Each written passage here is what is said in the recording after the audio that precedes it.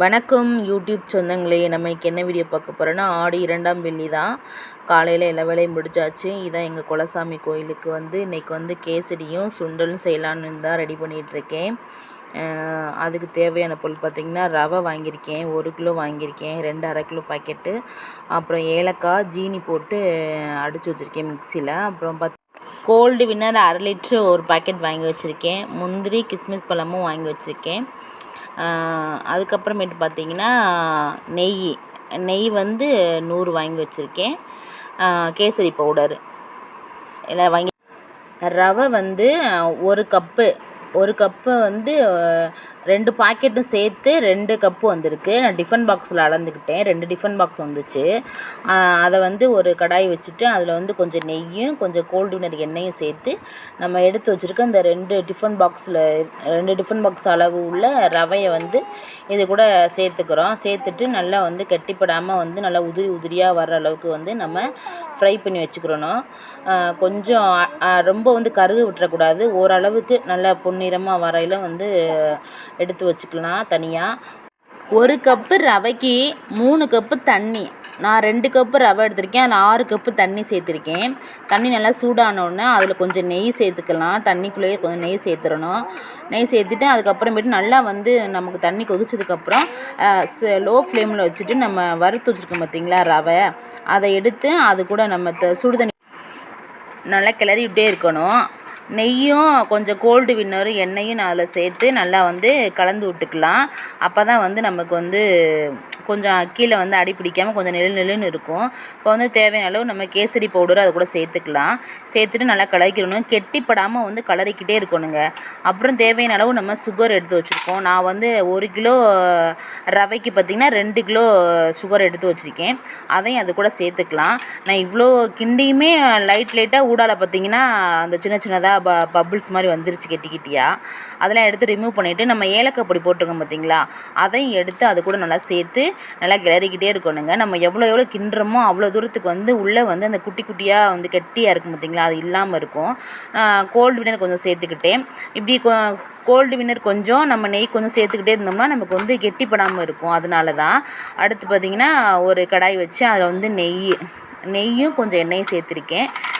சேர்த்து முந்திரி திராட்சை இருக்குது பார்த்திங்களா, நம்ம அதை எடுத்து வச்சு நல்லா ஃப்ரை பண்ணிக்கலாம்.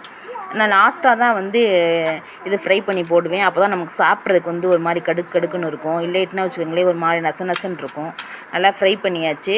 அதுக்கப்புறமேட்டு எடுத்து இன்னொரு சட்டியில் நான் அதை பரிமாறி வச்சுட்டு நம்ம எடுத்து வச்சுருக்கோம் இந்த முந்திரியும் அதுக்குள்ளே சேர்த்து நல்லா கிளறி ஒரு ஓரமாக எல்லாம் எடுத்து செட் பண்ணி வச்சாச்சு. பார்த்திங்க எப்படி இருக்குன்னு பார்த்திங்கன்னா நல்லா எண்ணெயெல்லாம் மேலாப்பில் இருக்கா, சூப்பராக இருக்கா. சூப்பராக கேசரி நம்ம கேசரி ரெடி ஆகிடுச்சு. நம்ம சுண்டல் இன்னொரு அடுப்பில் வேக வச்சு தனியாக எடுத்து வச்சாச்சு. தண்ணியெலாம் வடிச்சிட்டு எடுத்து வச்சிட்டோம். அடுத்து அது தாளிப்புக்கு ஒரு கடாய் வச்சுட்டு அதில் எண்ணெய் கடுகு நல்லா பொரிஞ்சு வந்ததுக்கப்புறமா நம்ம எடுத்து வச்சுருக்க வெங்காயம், கருவேப்பிலை, பட்டை வத்தல், கொஞ்சம் உப்பு போட்டு நல்லா வதக்கிக்கலாம். ஆல்ரெடி நம்ம சுண்டலில் உப்பு போட்டு தான் வேக வச்சுருப்போம். அதனால் இது வெங்காயம் மட்டும் வதங்குற அளவுக்கு கொஞ்சமாக உப்பு போட்டு நல்லா வதக்கிக்கலாம். இன்னொன்று இது வதங்குற கேப்பில் நம்ம தேங்காய் ஒரு அரை மூடி எடுத்து நல்லா மிக்சியில் கிரைண்ட் பண்ணி வச்சுருக்கேன். இதை நல்லா ரொம்ப வதங்க விடாமல் ஓரளவுக்கு நம்ம சாப்பிட்ற அளவுக்கு வதக்குனா போதும்.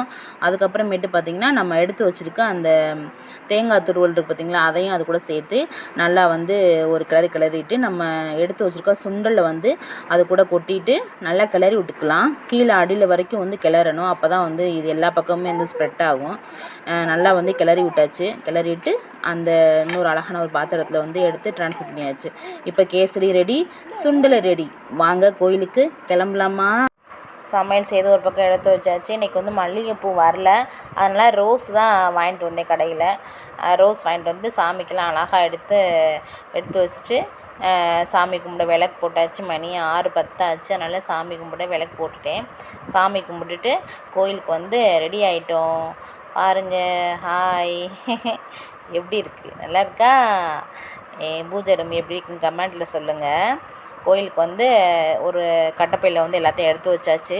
பிளேட்டு, அப்புறம் பார்த்திங்கன்னா எடுத்து வச்சுட்டு நாங்கள் வந்து கோயிலுக்கு கிளம்பிட்டோம். கோயிலுக்கு போனால் எல்லாருமே வந்து அங்கே கோயிலில் வந்து பொங்கல் வச்சுருந்தாங்க. பொங்கல் கூழ் கேப்பக்கூழ்லாம் கிண்டி வச்சுருந்தாங்க. நாங்களும் போயிட்டோம். அதுக்கப்புறம் போய் எல்லாமே சாமியெல்லாம் கரெக்டாக நாங்கள் போகல, பூஜை நடந்துட்டு சாமி கும்பிட்டுட்டு விளக்கு போட்டுட்டு நாங்கள் கிளம்பி அன்னதானம்லாம் கொடுத்துட்டு நாங்களும் பூலெல்லாம் வாங்கி சாப்பிட்டுட்டு வீட்டுக்கு வந்துவிட்டோம். இந்த வீடியோ பிடிச்சிருந்தா லைக் பண்ணுங்கள், ஷேர் பண்ணுங்கள், கமெண்ட் பண்ணுங்கள், மறக்காமல் சப்போர்ட் பண்ணுங்கள்.